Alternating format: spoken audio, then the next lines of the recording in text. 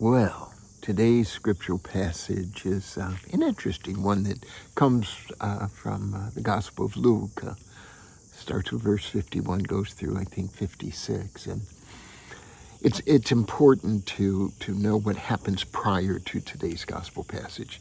It's one that mimics what we just heard in Mark's gospel on our Sunday masses, and the apostles are trying to figure out their role. Trying to figure out which one of them is going to be closest to this Messiah. And Christ keeps telling them, look, slow your roll, hold your horses. It is the meekest of you, the most gentle, the one who seeks not to be great, who will be, in fact, the greatest. And today it opens as Christ is on his way to Jerusalem to meet his destiny. And while on the way, they stop in Samaria. And those Samaritans knew that they were on their way to Jerusalem, which indicates that they knew that they were Jewish and that they were, in conflict with the Jewish Samaritans. And so they didn't want them to spend the night there. So the two apostles, James and John, get really upset. And, from that point on, they're called the Thunder Brothers. They say to Jesus, do you want us to call down thunder on these people and lightning and get our retribution? And Christ, oh my goodness, he realizes they have not yet learned their lesson. He said, no.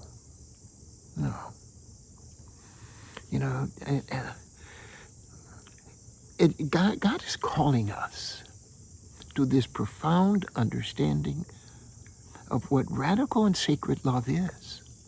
It is not retribution. It is not cursing others. It is always about love. Always about love. And how we treat others. And so often that becomes a stumbling block for us. We, for whatever reasons, and we make up all kinds of reasons to be upset. We think about how are we going to get somebody back, or even under our breath curse them. Let me ask you something. I want you, just for a moment, to consider who is the best person you've ever met. The best person. Think about it. The best person that you've ever met. I'm going to bet that person is not necessarily wealthy or a great athlete, not necessarily what they have achieved in their work. More often, the best person we know, the best, is kind and forgiving, is gentle, loves beyond measure, who seeks the good of others before themselves. The best person you know. So the question then becomes, what stops us from being the best person that we can be? What is our stumbling block? Is it this need for retribution? Is it this seeking of power or stuff? Is my stuff better than someone else's? Is my church better than someone else's? You see, that's one of the things that we are so